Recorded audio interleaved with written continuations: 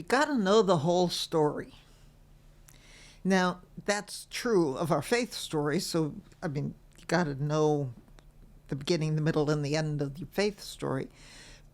But you also got to know the story of our faith community.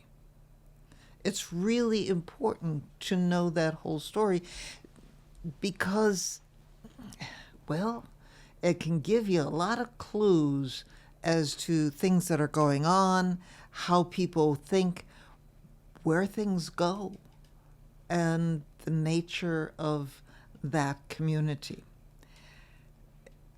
And of course, I have a story about knowing the whole story. It was a congregation that I served with my husband, who was also a pastor. And part of what was going on was we got there, and about 2 years after we arrived, the husband of a member passed away. And this was a gentleman in his 40s, so there was the widow and her 2 children who were still at home, but one was around 18 or 20 years old, and the other one was was about 4 years younger. Anyway, they were still at home. And the church has a cemetery located right next to the church building. And the policy of the cemetery said, the bylaws said that members and a spouse of a member could be buried in the church cemetery for free. So that was the request, and a space was found for this gentleman to be buried near where the widow's parents had space in the cemetery. And the burial took place, and everything, seemed to go okay with all of that. But a few months later, we began hearing that there was something going on. There was a problem, or somebody was not happy. And it turns out that there was another member who believed that the space where this gentleman was buried belonged to his family, part of his family plot, even though the bylaws of the church cemetery very specifically said there are no family plots, and that there was no designation that indicated that family plots existed. The records of the church cemetery had shown that the space where the gentleman was buried was not assigned, so that it was open and available. This eventually evolved into a lawsuit. Yes, a civil lawsuit between the unhappy member and the church board and congregation and the widow of this gentleman. And it became a very long, protracted type of procedure. Went through arbitration, which was not binding, and the finding of the arbitrator was to let the dead lie in peace, and the plaintiff in the case did not agree with that, so he pushed for having a trial on that. And it got wound up in the courts and then into the denomination's bylaws or laws about how to settle arguments. And so it was going through that whole procedure. And it took 6 years to go through this. But in the midst of this time, the congregation celebrated its 150th anniversary. And as part of that celebration, I dug into some of the the congregation's history, the congregation family history, and found out and reaffirmed what I'd heard many years before, that the congregation started as a dispute between members where over how to keep records or whether to keep records about Holy Communion and participation in that. And it seemed to have been kind of an amicable split at that time, because for a while both groups worshiped in the same building until the part of the congregation that eventually became the congregation where we were serving built their own building. But it was kind of an amicable agreement at that point. Yet it was a split, and it was over some sort of disagreement. But also during that time, I had a conversation with one of the members of the congregation who was kind of a local church historian, a local person who dug into the ancestry of people of the area. And he told me a story that I had never heard in the congregation. Or I shouldn't say, he told me kind of the rest of the story that was part of the bigger story. And part of the history of the congregation was that in, I think it was 1865, the then church structure burned. And this is a congregation located in the southern part of the United States. And I had assumed that the fire was something related to the Civil War. Well, it may have been, but I learned that there was more to the story than that. It turns out that the fire was not because of the Union Army. It was because there was a member in the congregation who was upset with another member of the congregation. And the upset member hired someone to burn the church down.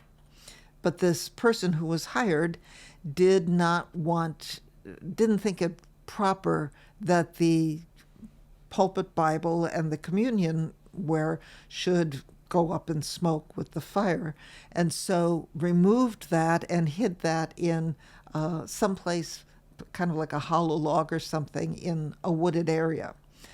Well, those things eventually got found. So it became quite obvious that this was not an accident. I have no idea what happened to the person who actually started the fire, but the reality is that the gentleman who was telling me the story said that his father, who had also been kind of the church historian and local historian of the area, had known who it was that had hired to have the fire set. But when his son, now in his 80s and telling me the story, had asked his father, who was this? His father refused to tell him. And the reason was that there were still descendants of that person who were members of the congregation, and he did not want those descendants to be labeled or kind of saddled with the actions of an ancestor. And so the father took that information with him to the grave. And hearing this in the midst of this lawsuit was, to me, a very powerful story about forgiveness and grace in the midst of that time. And I asked the gentleman who was telling me the story if I could share that with the congregation, because as far as I knew, nobody knew that part of the story. And he agreed. And so I shared that on the next Sunday. And it was one of those times where even with lifelong members of the congregation, and there were many in that congregation, I could tell by their expressions they had never heard that story. You could have heard a pin drop, proverbially, when I was sharing that part of the story, because no one knew that. and being able to share that story. Now, I didn't say anything directly about the lawsuit with the cemetery, nothing. The texts for the day were about forgiveness, and that was a story about forgiveness. But it reminded me, and it reminded everybody and anybody who was listening, about the power of forgiveness, the power of grace in the midst of things, and even in the midst of the time that they were in at that particular point. Not knowing that part of the story was something that would have been forever lost, because the gentleman who told me died not maybe a year or so later, before the lawsuit was settled. And it would have been lost in the life of that congregation, because that gentleman had 3 sons who were members of the congregation, but I'm not sure they even knew the story. There was no indication from any of them that they had heard that from their father. And so it's really important to learn the life stories, the stories of the history of the congregation and what's going on. That congregation now, is from what I've been told, is going through another time of some disagreement amongst members about how to do certain things. And that seems to be a cycle within the life of that congregation. But I just hope and pray that the story of the forgiveness that was shared with me, that I shared with the congregation, gets told and retold as much and as often as the story about the fire, which I had known about before, as much as the story about the lawsuit, which got into the local newspapers and things like that as well. So I'm not sharing a story out of school, so to speak. All of those stories are really valuable. They're lessons for us. They're opportunities to look at ourselves, to see the potential that's there, to see our own failings and weaknesses, but also to see and hold up the light of God's love in the midst of those times. So how much do you know about the story of the community that you serve? How much have you talked with the older members of the congregation and asked them about the story, especially those who've been there for a long period of time? Talk with them.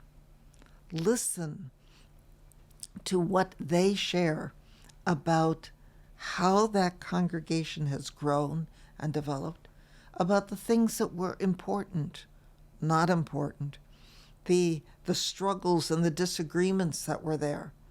Those are all important things. And, there's the other thing I want to share with you in the midst of this is I served on a committee for a number of years within the state where I live and where the congregation is that I was serving at the time with the cemetery lawsuit. And the congregations within the state were updating the history of all of the congregations within the state. And it turned out to be a very big project, far bigger than any of us thought it would be initially, and told the big picture story of the history. And then there was that was one volume, and then there was a volume with every one of the congregations getting to tell their story, and then a volume about all of the professional faith leaders who've served in any of these congregations and a little bit of their story. But that volume where each of the congregations in the state was invited to share their story, most of the time what was shared was, well, in this year this building was built and the next one was built in that year, and we painted in this year and there was a new organ put in then, and we had these people as our pastors or faith leaders along the way. That's great. That's all well and good. But what about the rest of the story? What about those stories of the struggles that you've been through? Yes, there were some congregations where there had been fires in more recent years, and they shared some of that in their history. But I don't know of any of them that shared a struggle, that shared a conflict and how they resolved that. I don't know of any of them that shared that. Most of the time it was the dates and the events, the data, or data, however you want to pronounce that, the kinds of things that too often are the sum total of what we learn in a history book. But the real history is the people and how we respond to things. It's the grace, it's the forgiveness that's there. That's the power. That's the gold in the story. So do some excavating within your faith community and talk to the older members. Talk to the people who've been in leadership positions. Learn some of the rest of the story. The good, yes, but also some of the difficult things, because they can be roadmaps for people for the future. So until next time, look for your story, the whole story. It's powerful, it's important, it's part of God's story within you and for your ministry. Come back next time for another edition of The Tilted Halo.